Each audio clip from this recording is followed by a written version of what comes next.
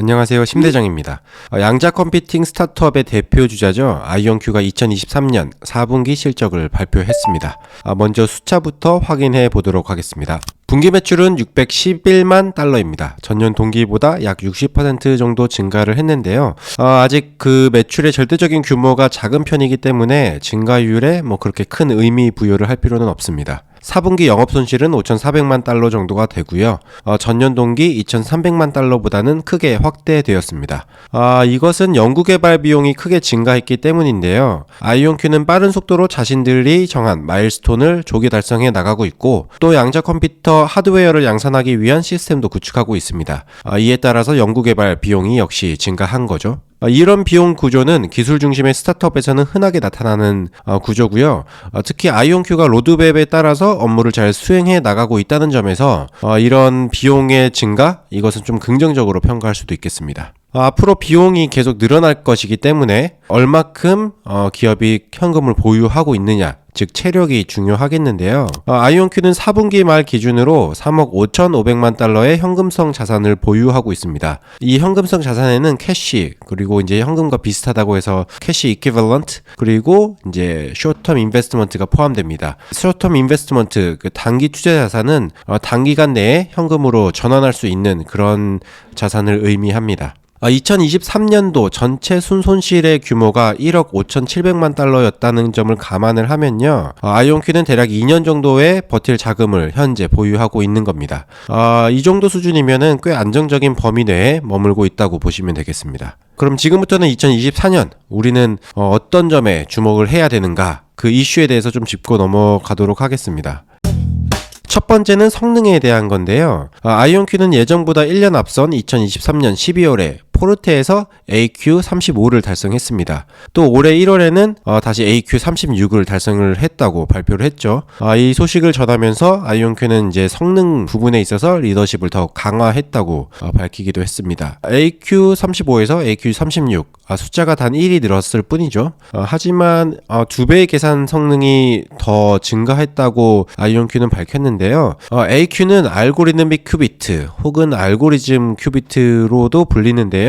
양자 컴퓨팅에서 사용되는 양자 비트가 몇 개인지를 표현할 때 쓰입니다. AQ는 양자 컴퓨터가 특정 알고리즘을 수행하는 데 있어서 그 효율성과 성능을 나타내는 지표로 사용되고 있죠.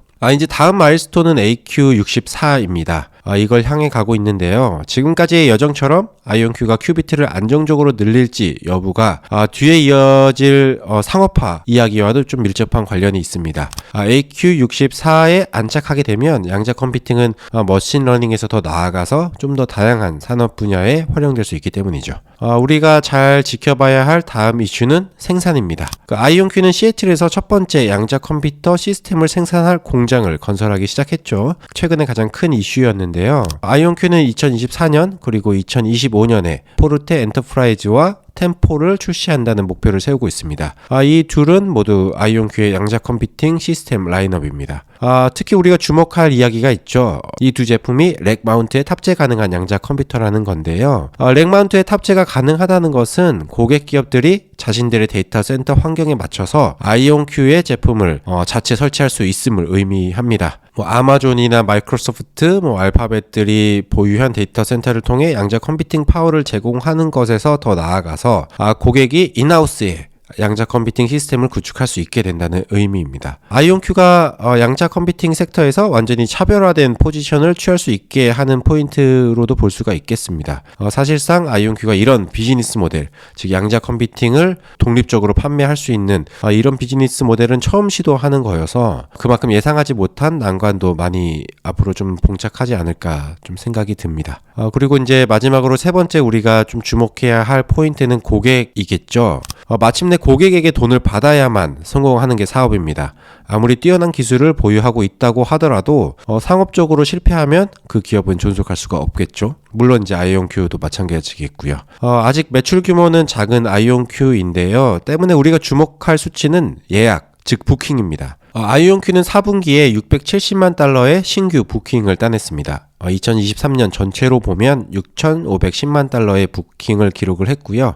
이 같은 수치는 2022년에 2,450만 달러보다는 166%나 성장한 수치입니다. 그러면은 올해 어떻게 부킹이 될지도 좀 봐야겠는데요. 사실 아이온큐가 제시한 2024년 부킹 가이던스는 매우 좋다고는 볼 수 없는 수준이기는 합니다. 아이온큐는 2024년 7천만 달러에서 9천만 달러의 신규 부킹이 발생할 것으로 예상을 하고 있습니다. 2023년보다는 7.5%에서 한 38% 정도 늘어난 정도입니다. 38% 정도 달성하면 너무 높다고 보실 수도 있겠는데요. 사실은 지금의 아이온큐 밸류에이션을 생각을 하면 좀 더 빠른, 좀 더 높은 숫자가 나와야 좀 밸류에이션을 정당화할 수 있을 것으로 좀 보이거든요. 현재 고객군을 살짝 살펴보면 에어버스, 현대자동차, 미국 공군연구소 등이 아이온큐의 양자 시스템을 활용을 하고 있습니다. 이번 실적 발표에서 좀 중요한 포인트라고 제가 본 거는 새로운 인물들이 등장을 했다는 건데요. 일단 로버트 카딜로 전 미국 지리공간정보국 국장이 이사회에 합류를 했습니다. 카딜로는 앞으로 아이온큐와 미국 정부 간 민간 파트너십을 구축하도록 힘을 쓸 계획이라고 합니다. 첨단 기술 영역에서는 이제 미국 정부가 굉장히 중요한 핵심 고객 역할을 하는데요. 이를테면은 팔란티어도 초기 핵심 고객들이 미국 정부였죠. 그래서 미국 정부로 발생하는 매출을 발판으로 삼아서 팔란티어도 이제 빠른 속도로 성장을 할 수 있었는데요. 아이온큐 역시 이제 이 같은 프로세스를 좀 밟아 나가려고 하는 게 아닌가 싶습니다. 피터 체프만 CEO가 이제 이런 얘기를 했습니다. 여러 국가의 정부가 양자 프로그램에 막대한 투자를 하는 상황에서 미국 정부와 동맹국들이 민간 부분과 협력해 양자 이니셔티브를 성장시키는 것이 무엇보다 중요하다. 이렇게 얘기를 한 건데 이런 좀 멘트는 팔란티어의 CEO도 이런 발언들을 많이 했었던 걸로 기억을 하고 있습니다. 카딜로 전 국장 외에도 이사회에 새롭게 합류한 인물이 있었는데요. 델 테크놀로지의 글로벌 영업 그리고 고객 운영 부분 사장인 빌 스캐널도 이사회에 합류를 했습니다. 딱 포지션에서 보면 아시겠죠? 이 영업 베테랑이라고 보시면 될 것 같은데 스캐널은 이사회 멤버로서 아이온큐의 시스템 영업 전략에 대한 의견과 방향을 제시할 것으로 보입니다. 이 스캐널이라는 인물은 꽤 방대한 조직을 좀 이끌고 있습니다. 한 2만 4천 명에 이르는 영업맨 조직을 좀 감독을 하고 있고 또 전 세계 한 180개국의 기술 솔루션을 제공을 하고 있습니다. 아이온큐가 이 두 인사를 영입한 목적은 좀 꽤나 명확하죠. 영업입니다. 영업은 기업이 지닌 역량을 현금으로 전환하는 행위라고도 좀 해석을 할 수가 있겠는데요. 2024년에 아이온큐가 상업화에 좀 초석을 단단히 다져서 아이온큐의 좀 뛰어난 기술, 좀 독보적인 기술이 좀 매출 그리고 영업이익으로 좀 연결될 수 있는 그런 기반이 올해 좀 다져지기를 좀 기대해 봅니다. 머니네버슬립 뉴스레터와 네이버 프리미엄 콘텐츠 지금 바로 구독해보세요.